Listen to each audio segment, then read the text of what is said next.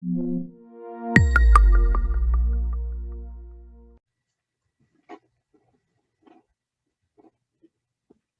great. We are going to record it anyway, so everybody will get to see it later as well. I'm going to share my screen for a second. Okay, first things first, just so that I know where to start from. How many of you are actually familiar with the program from the previous edition? Oh, by the way, please feel unmute yourselves whenever you want. It's going to be a conversation. I don't like monologues. I've read it over. Okay, anybody that it's yeah. I've seen it all. You've seen it? Yeah. Cool. All right. I think a couple people might not have seen it before, so I'll just try to explain it from the beginning. So this program, it's we love it. We love it because it's something that we do for players, and we think it's a pretty unique service. So if you guys can see my screen, how is it that it works? Basically, a little bit of history on it is back when the pandemic started, we had that VLC that we came up with, and it was a little bit more improvised, if I can use that word. And that's, I don't mean anything bad about it, but you know, it was a Google slide that we were completing, and it was a little bit more improvised because, of course, we were not expecting a world pandemic to happen overnight, and so we were trying to find a quick solution. Now, as the months went by and we started getting close to the winter, some of the clubs reached out and they told us, hey, remember the VLC? It would be really nice to have a VLC type for the winter period. And we said, okay, this is great. We'll create one, but now that I have a little bit more time, let me try to do it right. Let me try to create a proper platform and try to learn from the experience of the VLC. So at the same time, compiling feedback from those days, most of the clubs were telling us that the VLC was awesome in the moment because it was so needed.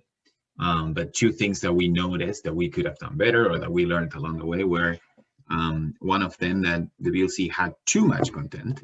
And the second one was that it was not necessarily age specific. The third one would be that it was not Rush branded all the time, but that one I knew. I just didn't have time to create the content in advance, so that one was pretty obvious. So what we did this time is we created a program to train at home for the players that it's fully Rush customized, and it's age group specific. So the program, it's hosted at the coach development website. So you're going to come here actually and click on player development, and then go to the first option that is train and learn at home, and that's how you reach it. Hold on one second. Let me try to disable the waiting room because I'm not looking at it, and I want to have people waiting. Excuse me for that. There you go. Okay, I'm back. Okay. So once you go to the coach development website, you find it under player development. The first option is train and learn at home.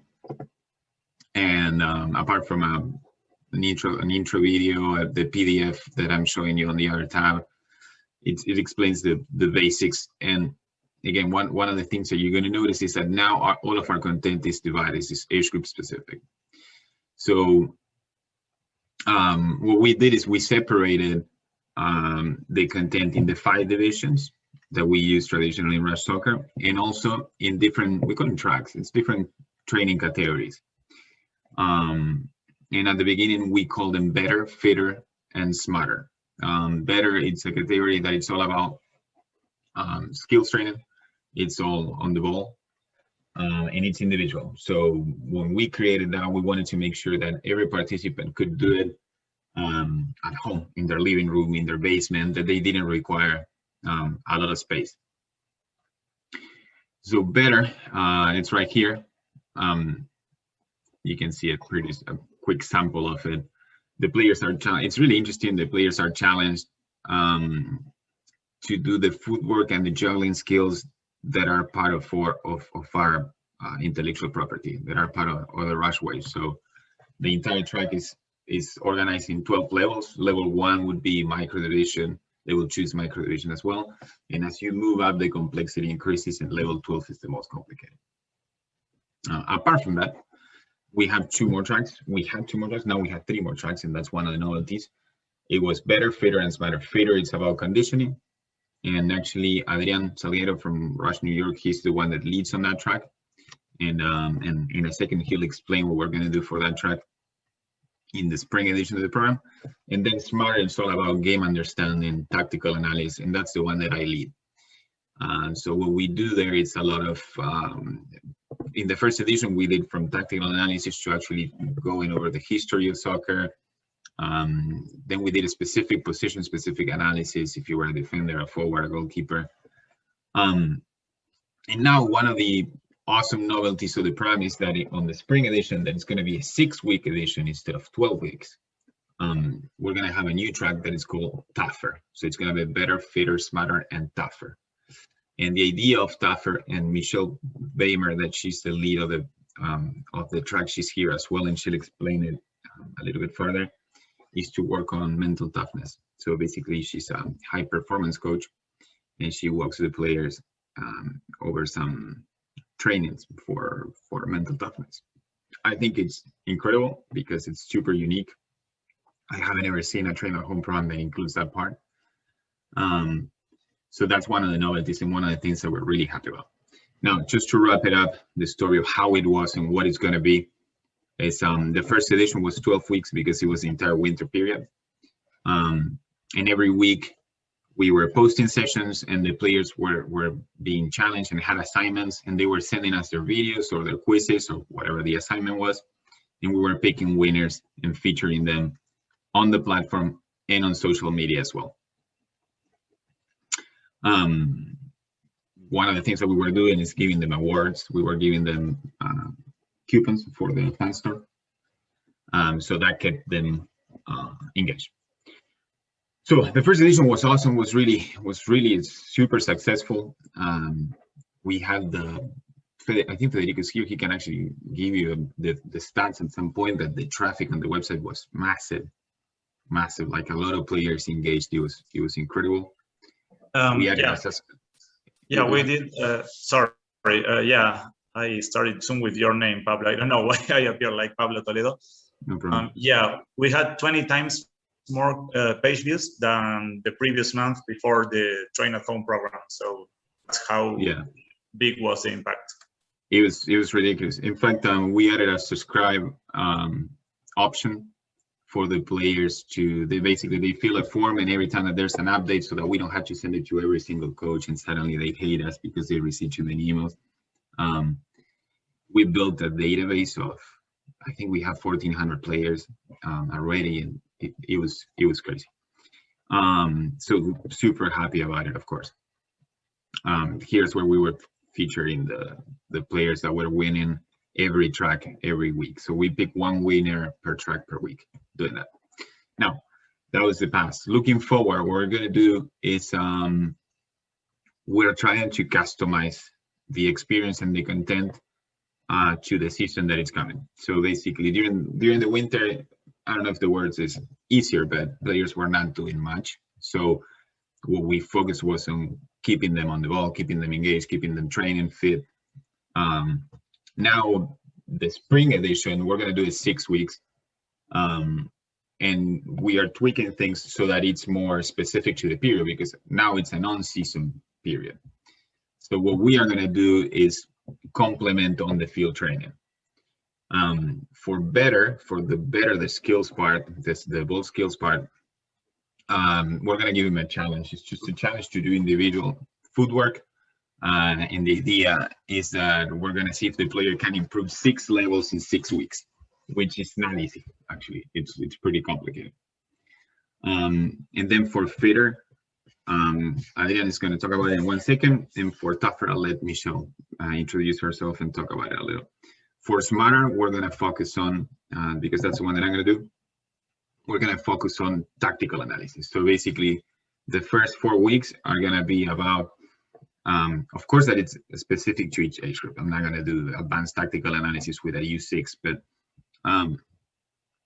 the idea is that to do tactical analysis per game phase. So the first week is going to be attacking, then we're going to move on to the transition to defense, then defending, then transitions to offense. And then we're going to complement it with 2 more tactical analysis by the end. Now, and I'm going to stop sharing for a second so you can actually see them. Adrian, if you would like to introduce yourself for those that didn't meet you before, and let them know a little bit of what Fitter is going to be based on, that'd be great. Yeah. Hi, everyone. So Fitter will be pretty much, we're just going to continue with what we did in the winter with some tweaks that we did, thanks especially to the feedback we received from coaches and players. So for these 6 weeks, we're going to be focused on SAQ, speed, agility, and quickness. And we're just going to send like 2 tests to do, one before they start working out and the other one when they finish the program. Obviously, 6 weeks is not a big period of time to see big improvements, but you know, after the break during the winter, we could get, we could get surprised of how the players can improve with this small amount of time. So one of the important things, and Pablo commented this before, this is an ongoing thing. So we always plan like 2-3 weeks ahead of time, but once you start working with your players and once you share with them this video and once you ask them, how do they like them or what do they think about it, it will be really important for you to share with us this comment, because like I said, what we are trying to find here is the good, like a good way for having everyone doing this kind of workout. So we are flexible on the way to create the content. The only thing that we care about is just having all the players actually doing it. So like Pablo said before as well, during the winter was a little bit more challenging because we had to trust on players doing this workout by themselves. Now with the spring and with the good weather, players can get out a little bit more, and thanks to COVID situation that is getting a little bit better, they can practice with friends. So they can do this more often. And also, from the standpoint as a coach that I'm coaching myself in New York, these programs, you can actually, as a coaches, can start including them before or after your sessions. Obviously, we only have, few days for practices, and including this kind of content within your session can take too long away from the ball. But what are we doing, for example, here in New York? It's like we ask the players to come earlier to practice, and we work on this. Obviously, motivation is higher when they're working all together, but this is just, some strategies to keep people engaged. And one more time, like I said, once you see the content and once we share all the content, just feel free to always, give us some feedback, because this is going to help us to improve the program and actually, feed on the stuff that players and coaches are looking for. So just to do a little recap, it will be a 6-week program, focus on speed, agility, and quickness.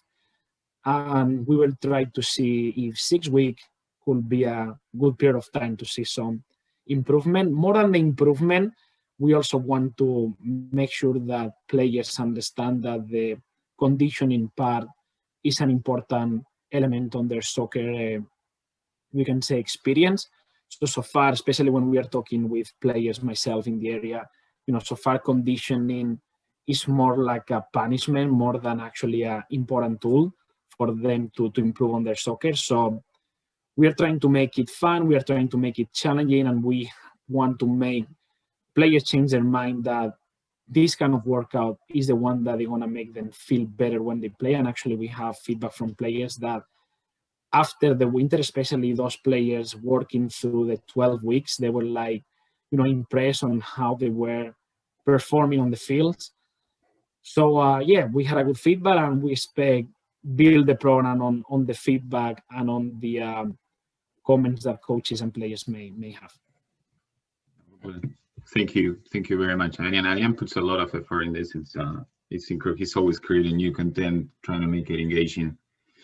And again, I think his plan is excellent. One of the main concerns is not the right word. One of the main objectives that we have is that we don't want this to be like a boxy product that is just always the same, and it's just to keep the player engaged. We actually want to customize this to be useful for training, as complementary training. So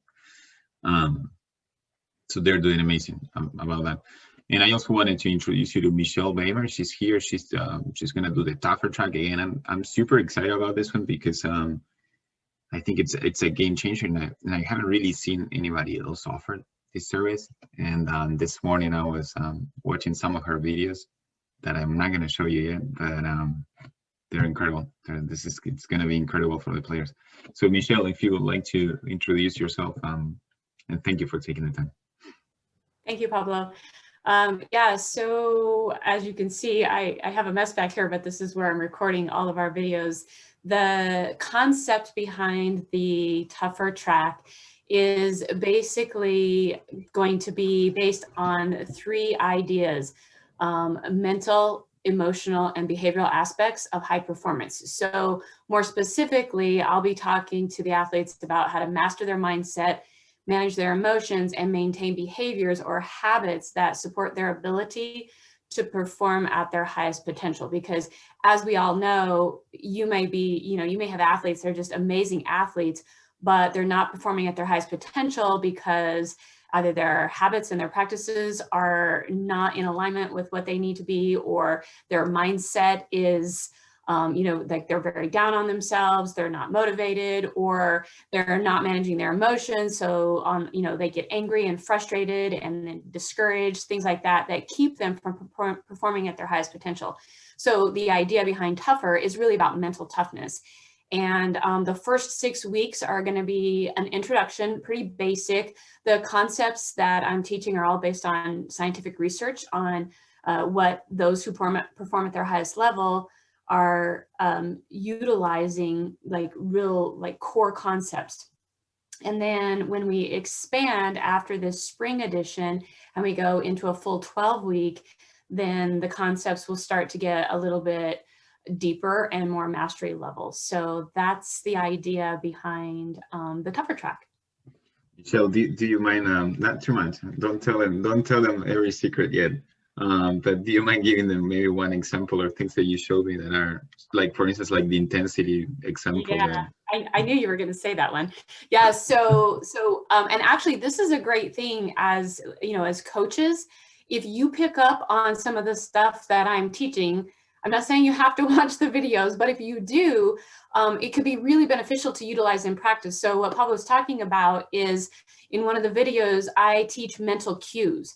And the mental cue is really the idea that you have a word or a phrase and it triggers your mindset, and there's that mind-body connection. So if you've got an athlete that's working on a skill, or they are really wanting to show up a certain way. So the example is intensity. Let's say that you have, as an athlete, that you've decided that one of the things that makes you a better athlete or better for your team on the field is when you show up with a high level of intensity. And so the mental cue that you associate is every time you put your cleats on, you repeat intensity.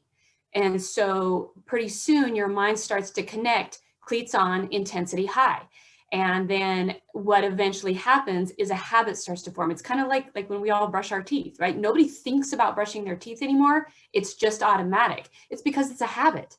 And so same thing with a mental cue. When you start pairing together something like cleats on, intensity high, then that mental cue eventually becomes automatic. And then the feeling, the mind-body connection, the feeling that is generated when you put your cleats on, then boom, you're ready, you're intense, you're high, you're ready to go.